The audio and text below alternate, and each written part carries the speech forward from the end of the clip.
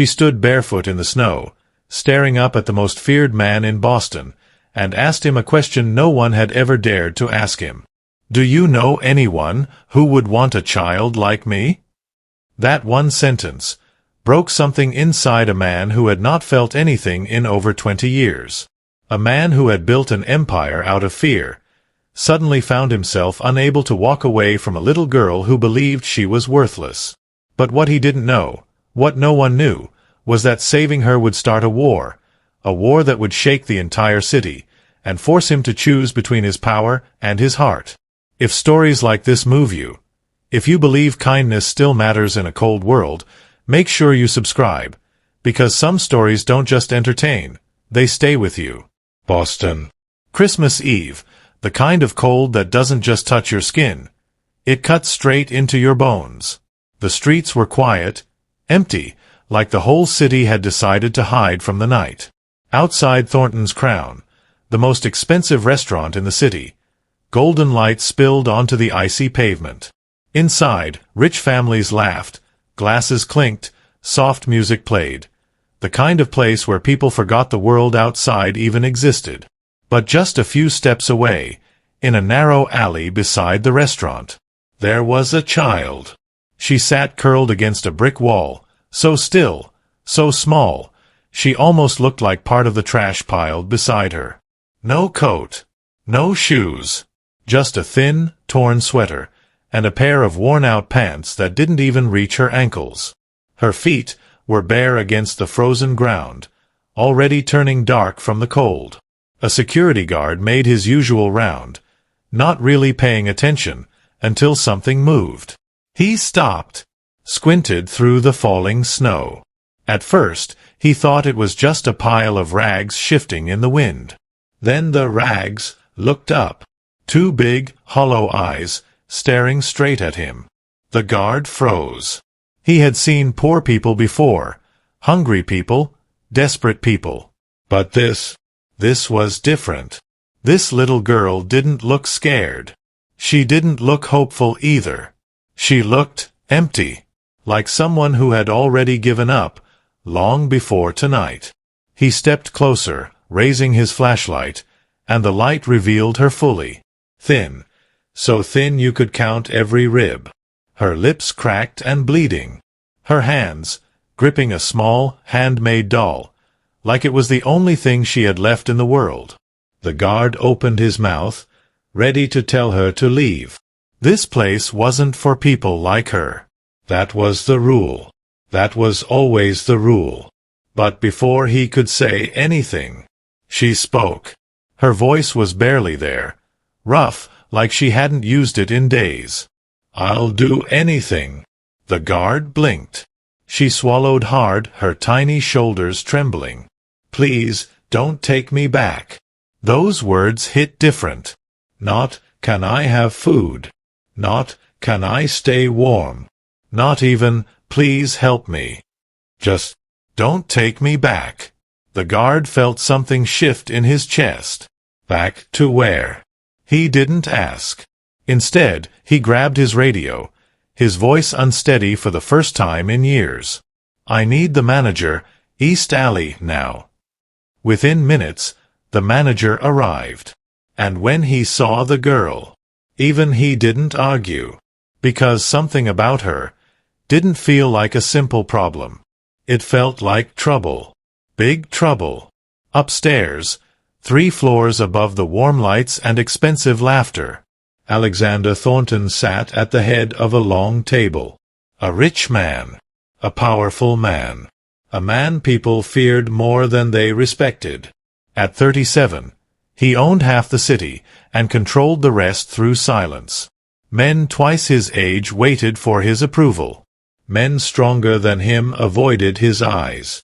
Because when Alexander Thornton made a decision, people didn't question it. They survived it, or they didn't. His phone buzzed. The room went quiet instantly. No one called him during meetings, unless it mattered. He answered. "What is it?" On the other side, the manager hesitated. "Sir, there's a child outside. I think you should see this yourself." Alexander didn't reply. He simply stood up. And just like that, the entire room followed. Because when a man like him moves, everyone pays attention. He walked through the restaurant slowly, calmly, like nothing in the world could rush him. But something had already changed. Because he didn't ignore the call.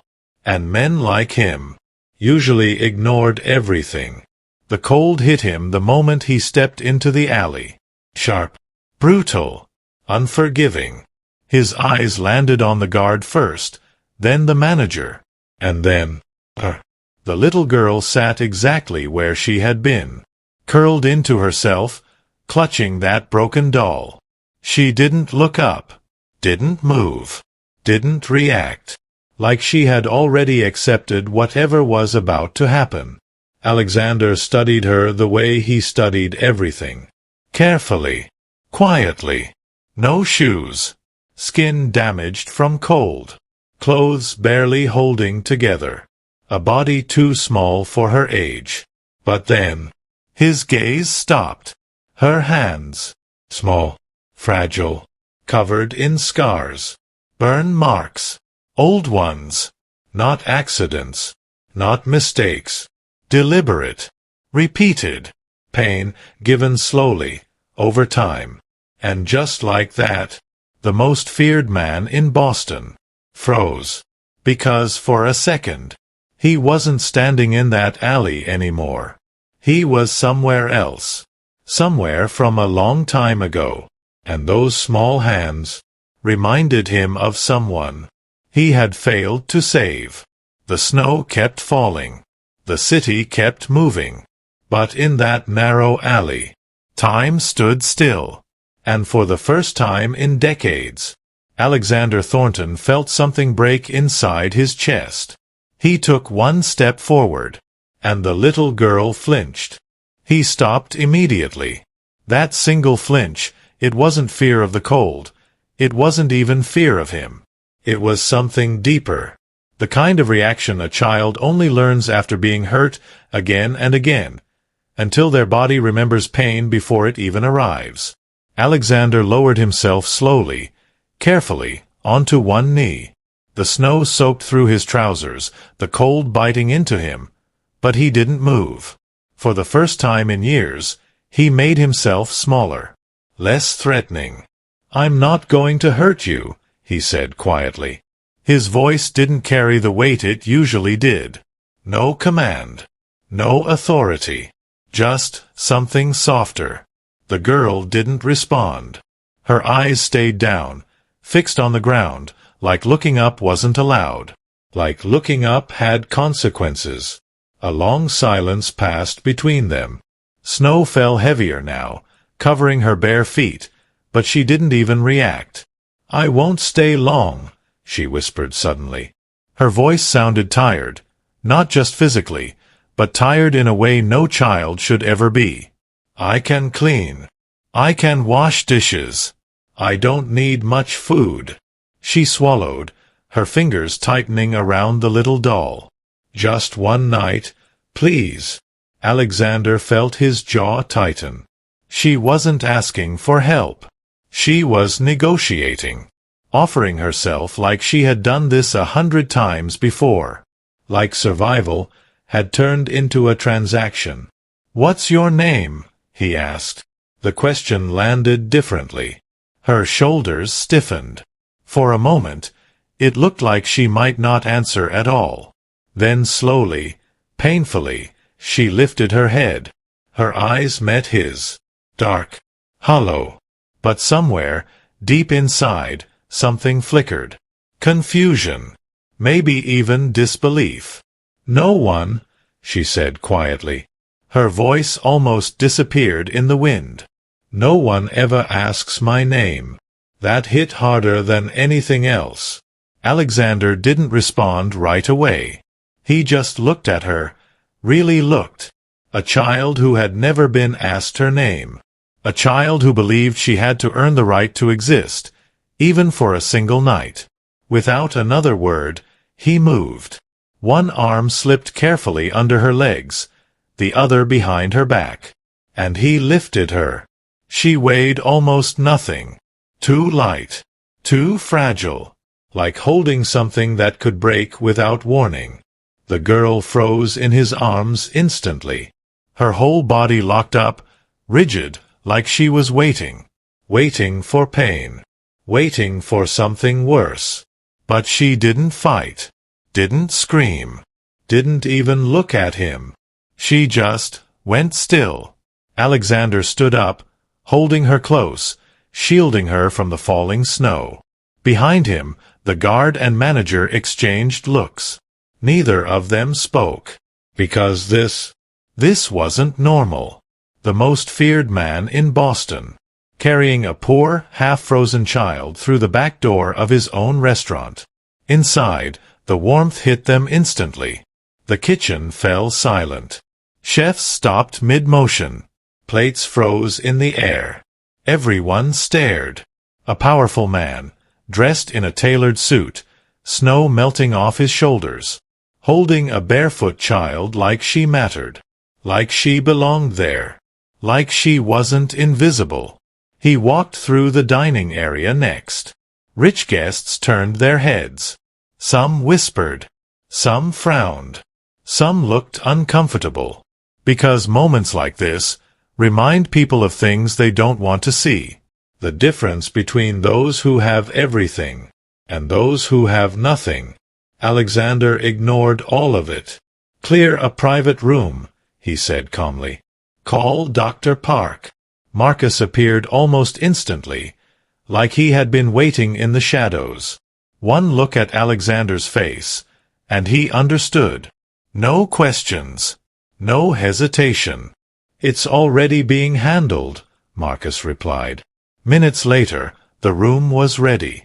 Alexander placed the girl gently on a soft leather couch. She didn't relax. Didn't lean back. Didn't move.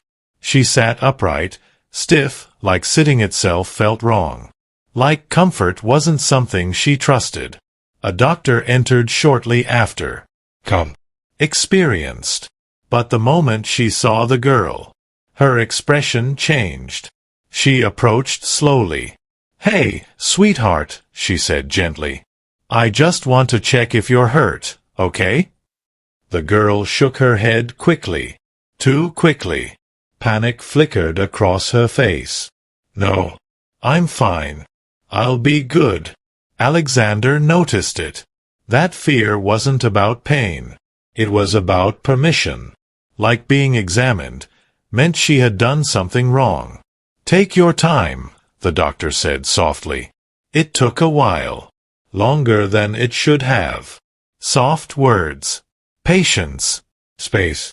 Finally, the girl allowed her to lift the torn sweater. And the room changed. The air itself felt heavier. Scars. Everywhere. Old ones. New ones. Marks that told stories no child should ever carry. The doctor went still. For a moment, she couldn't even speak. Alexander didn't look away. He couldn't, because something inside him was already burning. The doctor finished quietly, her hands trembling just slightly. Then she stepped outside. Alexander followed. The door closed behind them. For a second, there was only silence. Then she spoke. "This isn't just abuse," she said, her voice low, shaken. "This is prolonged. Deliberate." She looked up at him, her eyes filled with something he hadn't seen in years. Pain. She shouldn't be alive. Alexander didn't respond. He just stood there, staring at the door. On the other side, the girl sat alone. Small. Broken. Waiting. And for the first time in a long time, Alexander Thornton felt something he couldn't control. Not anger. Not power. Something deeper. Something dangerous. Because once a man like him starts to care, there's no turning back. He reached for the door handle. And paused. His hand stayed on the handle, but he didn't open the door. For a moment, he just stood there, breathing slowly, like he was holding something inside that didn't belong to him anymore. Because once you step back into a room like that, once you choose to care, you don't get to walk away later. And men like Alexander, they didn't have care. They either gave nothing or everything. He pushed the door open. Inside, she hadn't moved. Still sitting on that couch, back straight, hands gripping the little doll, eyes fixed somewhere far away. Like she was still in that alley, still waiting for something bad to happen.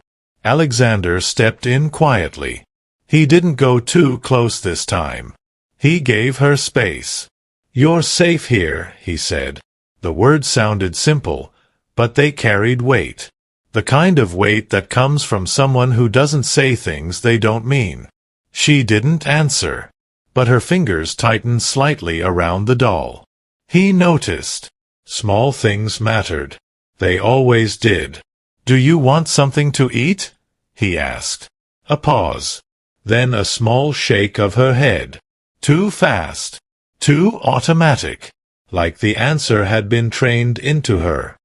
"I already ate," she said softly. It wasn't true.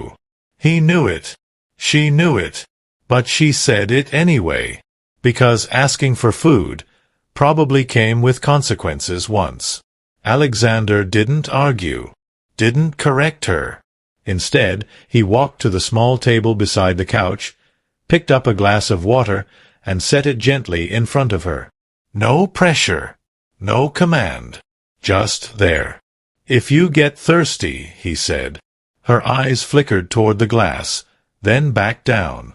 Still no movement. Still no trust. But something was shifting. Slowly. Carefully. Like ice starting to melt, one drop at a time. A quiet knock came at the door.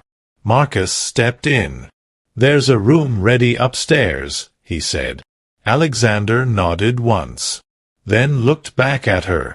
"We're going somewhere warmer," he said. Again, no reaction. So he moved slowly, like before, giving her time. When he reached down to lift her again, she flinched. But not as hard this time. Not as sharp. Progress. Tiny, but real. He carried her through the halls again. But this time, the whispers were louder. People noticed. A powerful man, choosing to carry a poor child instead of ignoring her. Some didn't understand it. Some didn't like it. Because it didn't fit the world they believed in.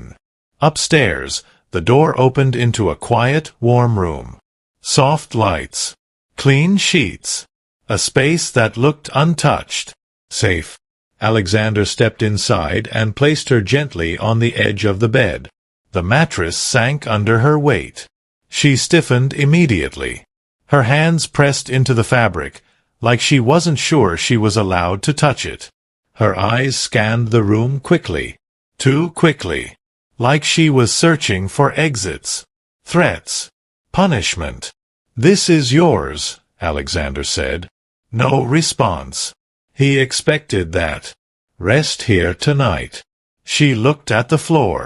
Not the bed. Not him. Just the floor. "I'll make it dirty," she whispered. He frowned slightly. "My feet." Her voice broke just a little. "They're not clean." For a second, Alexander didn't speak. Because that wasn't about dirt. That was about worth. About believing she didn't belong in places like this. Marcus stepped forward quietly.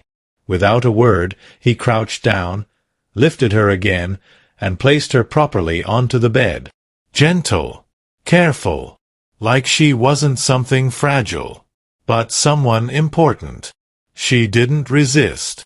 But her body stayed tense. Marcus straightened. "Food will come up soon," he said softly. Then he stepped out. The door closed. Silence filled the room. Alexander didn't leave. Not yet. He moved to the side, sat down in a chair, far enough not to overwhelm her, close enough to stay. Minutes passed. She didn't lie down. Didn't touch the pillows. Didn't relax. Just sat there, holding that doll, like it was the only thing keeping her grounded. "You don't have to stay awake," he said quietly. Her eyes flickered, then dropped again. "I'm not tired."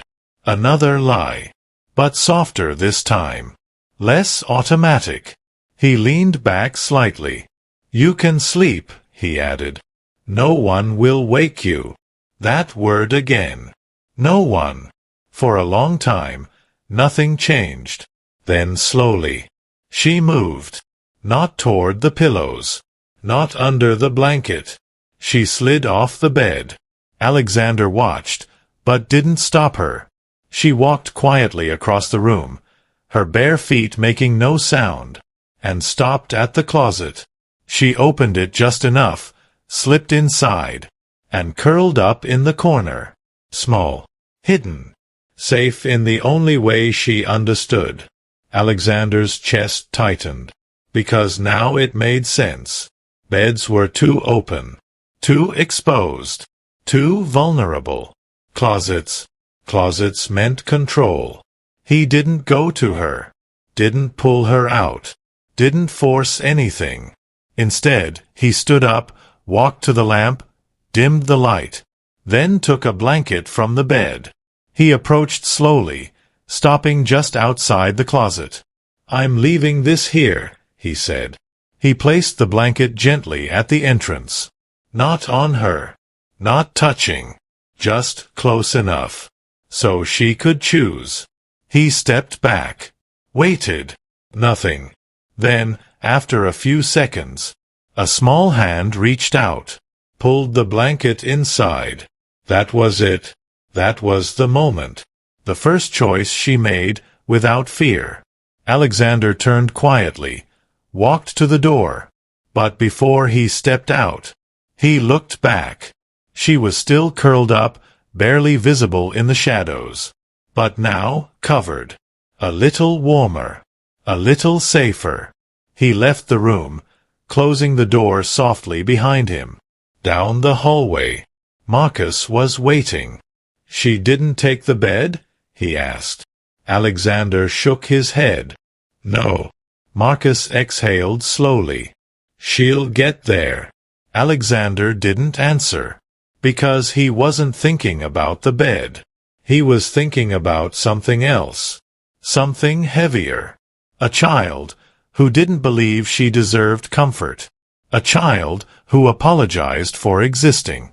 He looked toward the closed door again, and something settled inside him. Cold. Quiet. Certain. "Find out where she came from," he said. Marcus nodded immediately. "I already started." Alexander's eyes darkened slightly. "Dig deeper." A pause. "Whoever did this to her." His voice lowered. Not loud. Not angry. Just final. "They're not walking away from it." Marcus didn't ask questions. He didn't need to, because he had seen that look before. And every time that look appeared, someone's world ended. Back inside the room. In the quiet darkness of the closet, the little girl lay still, clutching her doll. Eyes open. Listening. Waiting. For footsteps. For anger. For the moment everything would go wrong again. But this time, the night stayed quiet. And for the first time in a very long time, she didn't hear fear coming. She only heard silence. And slowly, her eyes began to close. Sleep didn't come easily.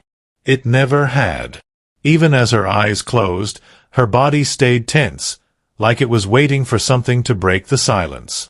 Waiting for a door to slam. For footsteps. For a voice that meant pain was coming. But none of that happened. The room stayed still. The air stayed warm. And little by little, her breathing slowed. Outside, the city moved on. Inside, something fragile began to settle. Hours passed. Sometime deep in the night, the door opened quietly, Alexander stepped inside. He didn't turn on the lights. Didn't make a sound. He already knew where she would be. The bed remained untouched, the blanket missing from the top. And there, in the closet, a small shape curled tightly into itself. He walked closer, slow, careful, stopping just at the edge. For a moment, he simply stood there, watching. She looked smaller somehow, even smaller than before. One arm wrapped around the doll, the other tucked beneath her cheek. Her face, finally at rest.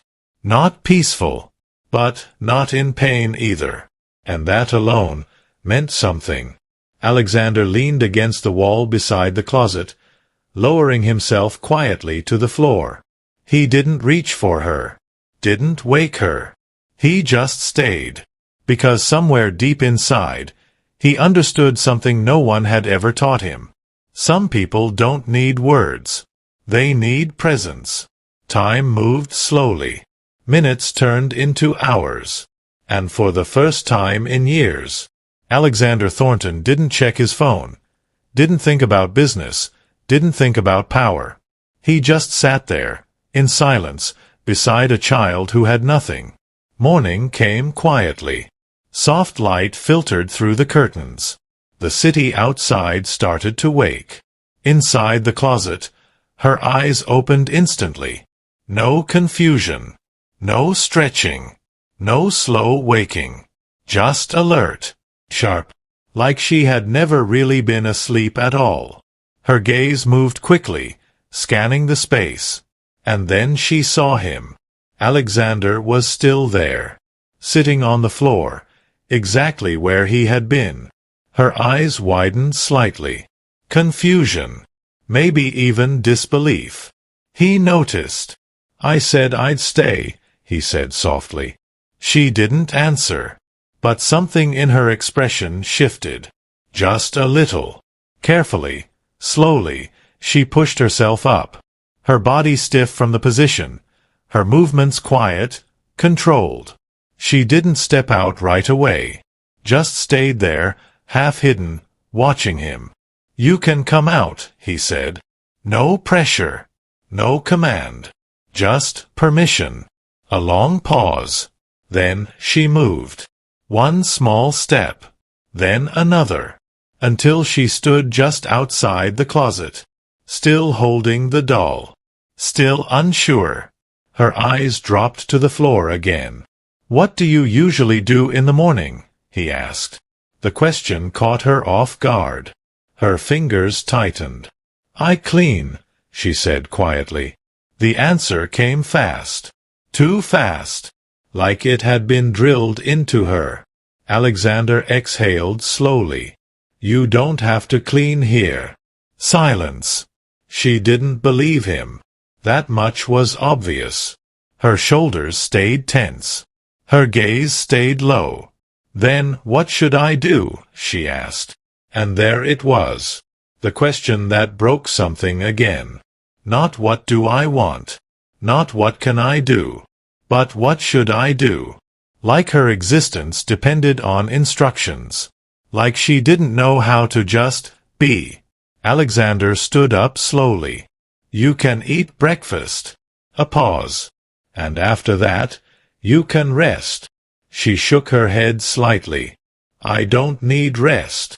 Another automatic answer. Another learned response. He didn't argue. Instead, he walked to the door and opened it. "Come on," he said. She hesitated. But only for a second. Then she followed. Her steps were quiet, almost silent, like she was trying not to exist. They walked down the hallway together. She stayed a few steps behind, keeping distance, keeping safe. In the kitchen, things were already moving. Warm light, the smell of fresh food, life. It was different from the cold silence she was used to. She stopped at the entrance, didn't step in. Her eyes moved across everything, cautious, unsure. Marcus noticed immediately. He gave a small nod, nothing too direct, Nothing that would scare her. "Morning," he said casually. No pressure. No attention drawn. Just normal.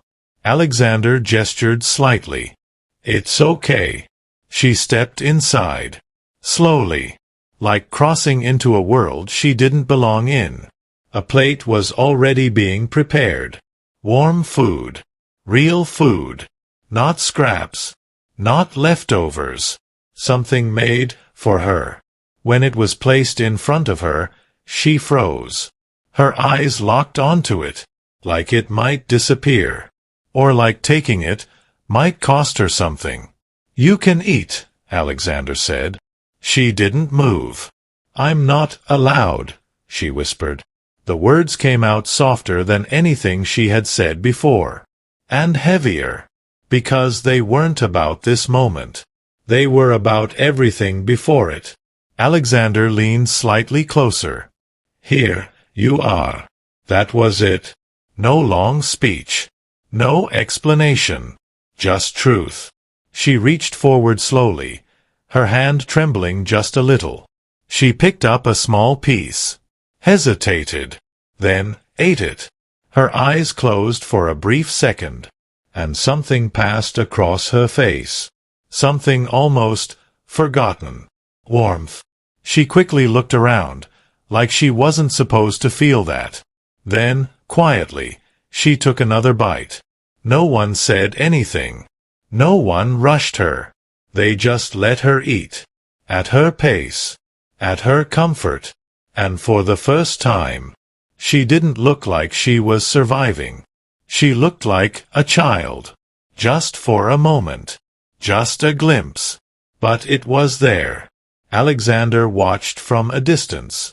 Silent. Observing.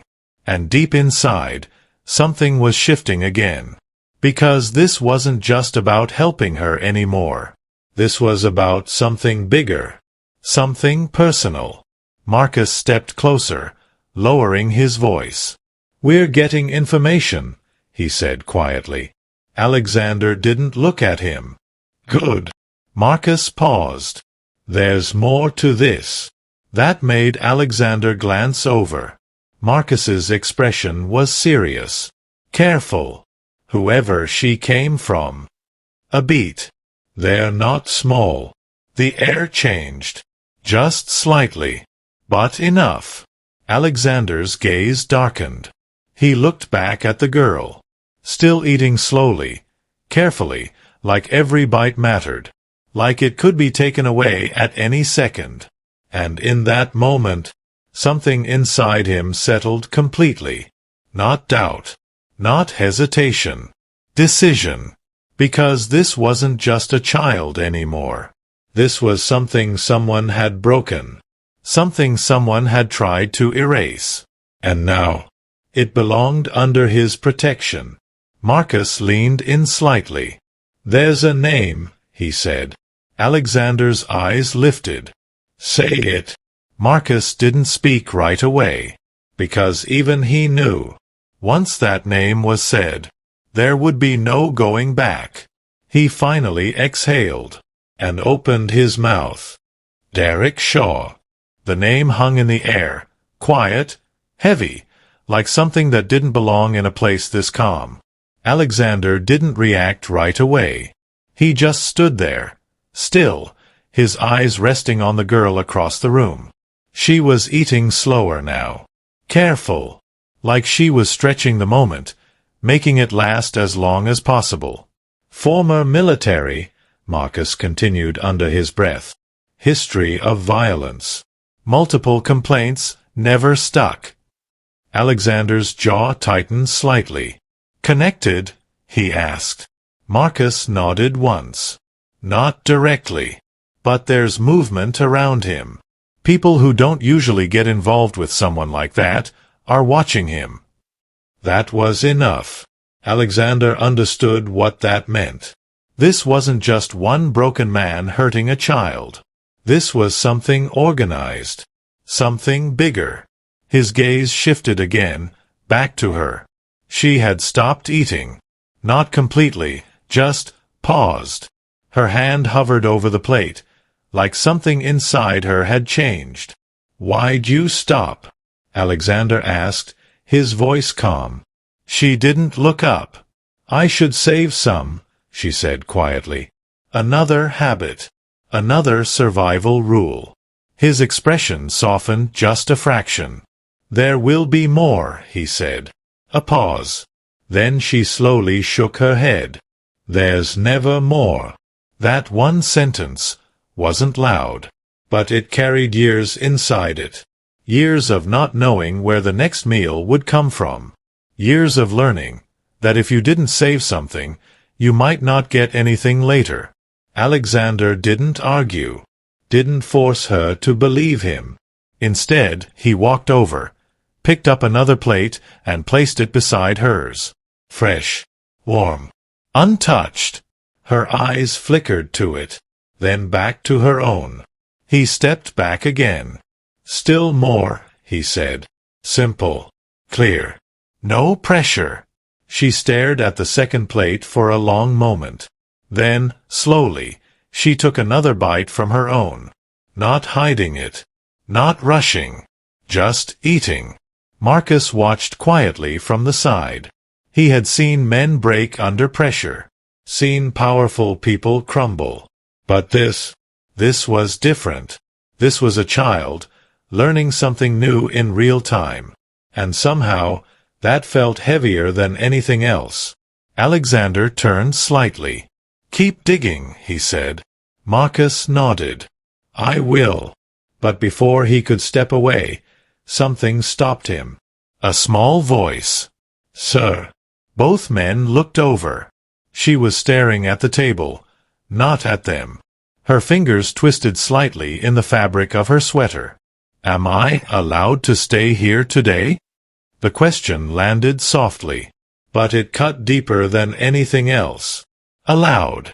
Not safe. Not welcome. Allowed. Like she was asking for permission to exist, just a little longer. Alexander stepped closer again. "You don't have to ask that," he said. She didn't respond. Her eyes stayed down. "I don't," she whispered. He shook his head. "No." A pause. Then he added quietly, "You're not going anywhere." That made her look up. Just for a second.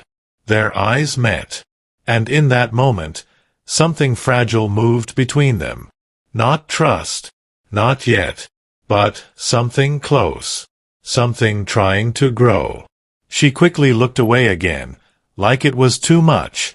Like eye contact itself felt dangerous. "Okay," she said softly. One word. But it carried more weight than it should have. Because for the first time, she didn't sound like she was asking. She sounded like she was accepting. The room settled again. She kept eating. Slow. Careful. But no longer hiding it. No longer preparing to lose it. Alexander stepped back, giving her space again. But his eyes didn't leave her. Because every small change, every tiny shift, mattered. Marcus moved toward the door, but paused once more. "There's something else," he said quietly. Alexander didn't look at him this time. "Say it." Marcus hesitated. Not because he was unsure, but because he knew what this would do. She wasn't just being hurt, he said. A beat. She was being prepared. That made Alexander turn. Slowly. Prepared for what? Marcus met his eyes. For sale. The word didn't echo. It didn't need to. It settled. Heavy. Cold. Final. Alexander's expression didn't change. But something inside him did. Because there are lines, even in dark worlds. Lines that, once crossed, don't get forgiven. He looked back at her again. Still sitting there. Still small. Still trying to eat like she deserved it. And for a moment, he imagined something. Her disappearing. Her becoming just another name that no one remembers. A number. A transaction.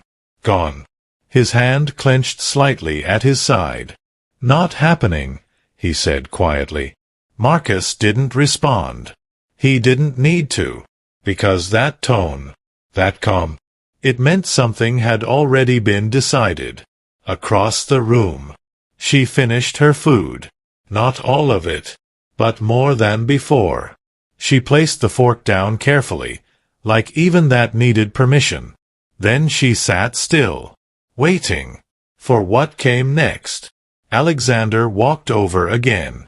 "Do you know how to read?" he asked. The question surprised her. Her eyes lifted slightly. "I think so," she said. Not confident. Not sure. Like she had been taught, but not allowed to use it. He nodded once. "We'll try later." She didn't respond. But something flickered again. Curiosity. Small. Faint. But there. And that mattered. Because curiosity meant she was still there. Still a child somewhere, beneath everything. Alexander turned away slowly. His mind already moving. Planning. Calculating. Not business. Not money. Something else. Something far more personal. Marcus opened the door. "Where do you want me?" he asked quietly. Alexander didn't hesitate. "Everywhere." Marcus nodded. And left. The door closed behind him. Inside, the room stayed warm. Quiet. Safe. For now. She sat there, hands resting in her lap, the doll still held close. Her eyes moved slowly, watching Alexander as he walked across the room. Studying him. Trying to understand. And for the first time, there was something new in that look. Not fear. Not emptiness. But a question. A silent one. The kind children ask when they don't have the words yet. "Do I matter here?" Alexander stopped at the doorway. He didn't turn back. But he felt it. That question. And something inside him answered it before he ever spoke. Then he stepped out into the hallway. And his expression changed completely. The warmth gone. Replaced with something colder. Something sharper. Because outside that room, there were people responsible for what she had become. And somewhere out there, Derek Shaw was still breathing. Alexander walked forward, slow, controlled, dangerous. And under his breath, just quiet enough that no one else would hear. Let's see how long that lasts. The hallway felt colder than the room he had just left. Not because of the temperature, but because of what was waiting outside it. Alexander walked in silence, his footsteps steady, controlled, but there was something underneath now. Something sharper. Something that didn't forgive. Marcus was already on the phone, giving orders in a low voice as he followed a few steps behind. "Pull everything on Derek Shaw," he said. "Financials, contacts, movement, everything. I want eyes on him within the hour." He ended the call and glanced at Alexander. "We'll find him." Alexander didn't slow down. "I know." They reached his office. The door closed behind them with a quiet click. For a moment, neither of them spoke. Then Alexander moved toward the window, looking out over the city. Boston stretched out below, calm, ordinary, like nothing had changed. But for him, everything had. "She asked if she could stay," he said quietly. Marcus leaned against the desk, arms crossed. "She's used to being temporary," he replied. Alexander's reflection stared back at him in the glass. A powerful man. Untouchable. Feared. And yet, a 7-year-old child had just asked him for permission to exist in his world. His jaw tightened slightly. "That ends now." Marcus nodded once. "Yeah, it does." A brief silence passed. Then Marcus stepped forward, placing a file on the desk. "Preliminary report," he said. Alexander turned. Opened it. Photos. Records. Names. He flipped through them slowly, carefully, taking in every detail. Each page told a piece of the story. A man with a history of violence. Complaints that disappeared. Patterns that didn't get followed. Children that came, and then were gone. Alexander stopped on one page. A list. Foster placements. Dates. Durations. Too short. Too inconsistent. Too wrong. She wasn't the first, Marcus said quietly. Alexander didn't respond. Because he already knew. You don't learn behavior like hers, from one place. That kind of fear. That kind of silence. It's built over time. Layer by layer. Page by page. His fingers tightened slightly on the edge of the file. Where is he? He asked. Marcus exhaled. Working on it. He moves around. Doesn't stay in one place too long. Alexander closed the file. That's fine. He set it down carefully. We'll make him stop. Marcus studied him for a second. There was something different now. Not just anger. Not just control. Something personal. You're not just doing this for her, Marcus said. Alexander didn't deny it. He looked back out at the city. No. A pause. Then, quieter. I'm doing it because no one did it before. That hung there for a moment. Heavy. Real. Marcus didn't push further. He understood enough. Back in the kitchen. She sat where she had been. The plate still in front of her. Half finished. Her fingers traced the edge of it, lightly, like she was memorizing it. The warmth. The fact that it was hers. No one had taken it away. No one had told her to stop. That alone felt unfamiliar. Her eyes moved slowly around the room. Watching. Learning. Trying to understand this place where nothing bad had happened yet. A staff member passed by. Didn't look at her twice. Didn't shout. Didn't threaten. Just kept moving. Normal. That word felt strange in her world. She shifted slightly in her seat. Then, carefully, she took the last bite. Not rushed. Not hidden. Just finished it. And when she did, she didn't immediately look around in fear. She just sat there. Quiet. Still. But something inside her had changed. Even if she didn't fully understand it yet. Footsteps approached. She stiffened slightly. Old habit. But when she looked up, it was him. Alexander stepped back into the room. Her body didn't freeze this time. Not completely. Progress. Small, but real. Done? He asked. She nodded. A small movement. Barely there. But it counted. Good. He pulled out a chair across from her, sat down. Not too close. Not too far. Just there. For a moment, neither of them spoke. Then she glanced at him. Quickly. Then away.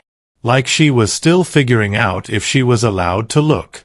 You said reading, she said quietly. The words came out hesitant. Like she wasn't sure if she remembered correctly. Alexander nodded. I did. He reached into the drawer beside him, pulled out a book. Simple. Worn.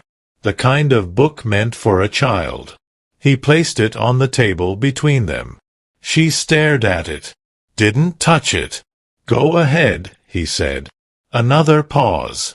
Then, slowly, she reached forward. Her fingers brushed the cover. Soft. Clean. Not torn. Not dirty. Her hand stayed there for a second, like she was testing if it was real. Then she pulled it closer. Opened it. Carefully. Her eyes scanned the page. Slowly. Her lips moved slightly, sounding out words under her breath. Not confident. but trying. Alexander didn't interrupt, didn't help. He just watched. Because this mattered more than anything else right now. Not power. Not revenge. This moment. A child, reading a book, without fear. She stumbled over a word. Paused. Her brow furrowed. He leaned slightly forward. "That one's home," he said gently. She looked up at him.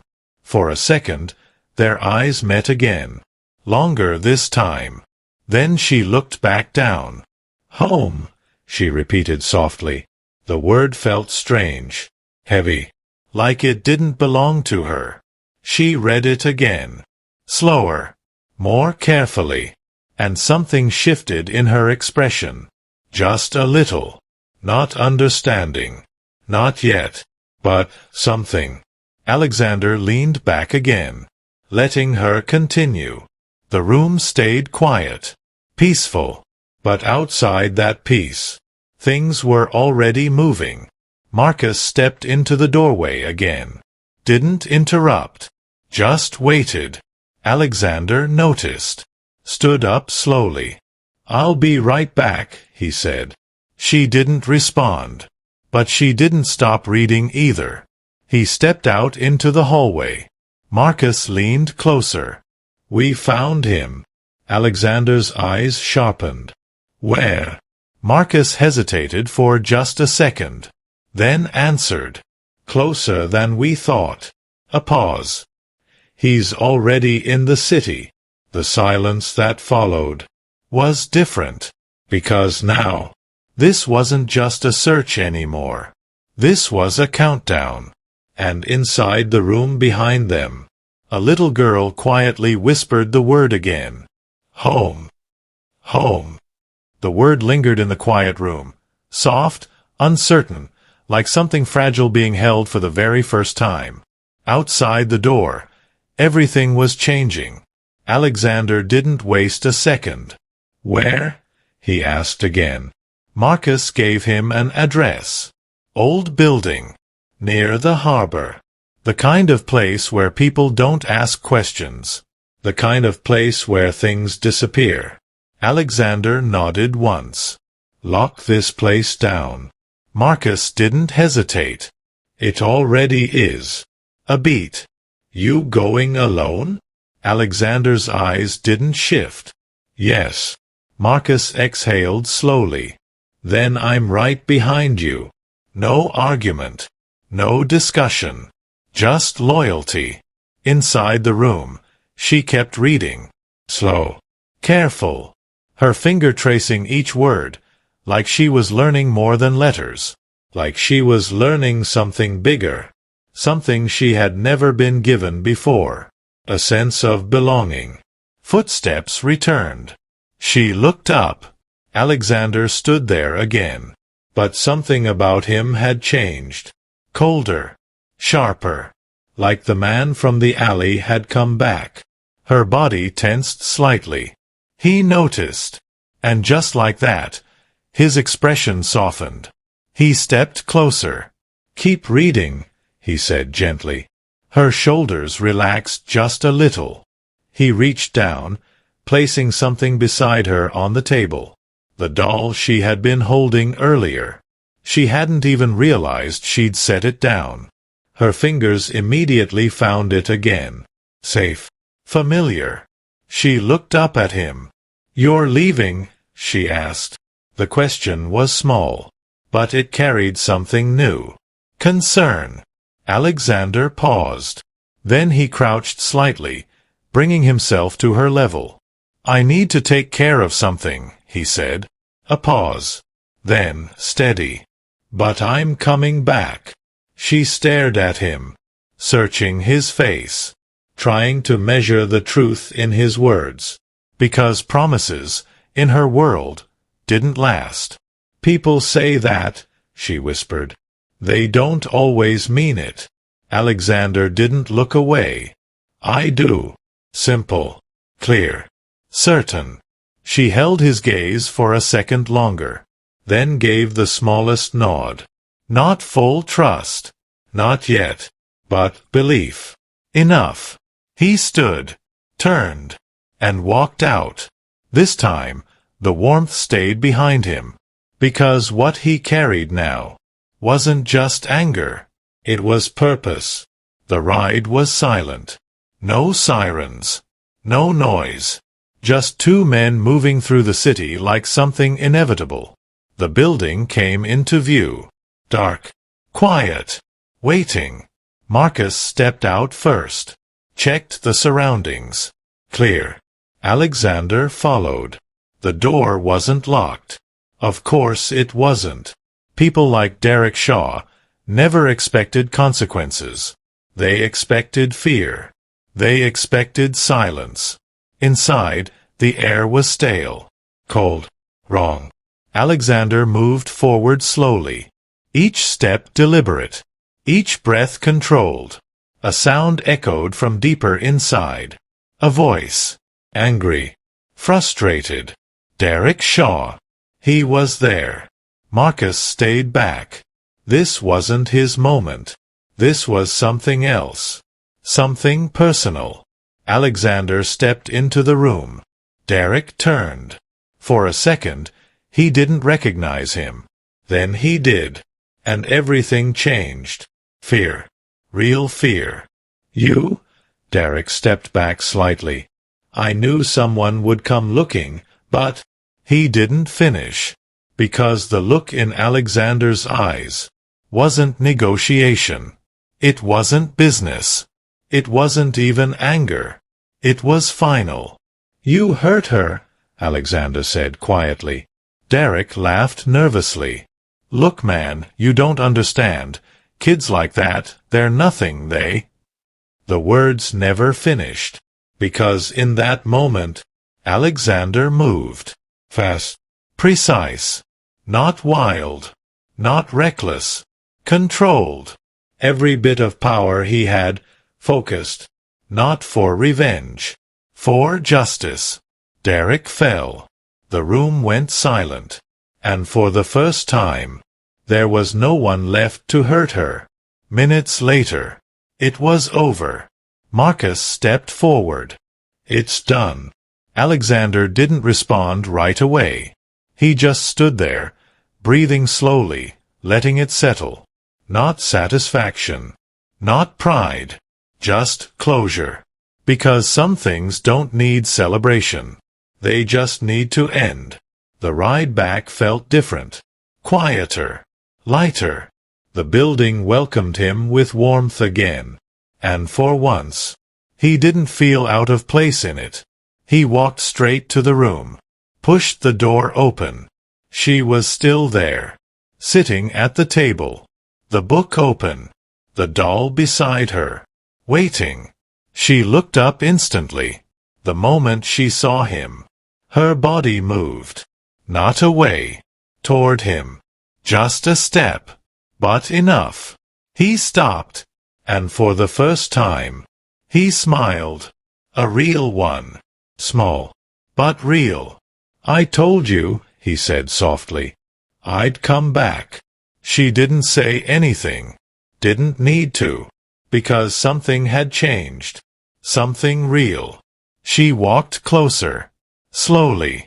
Then stopped just in front of him. Her eyes lifted. Meeting his fully this time. No fear. Just something else. Are they gone? She asked. He nodded. Yes. A long pause.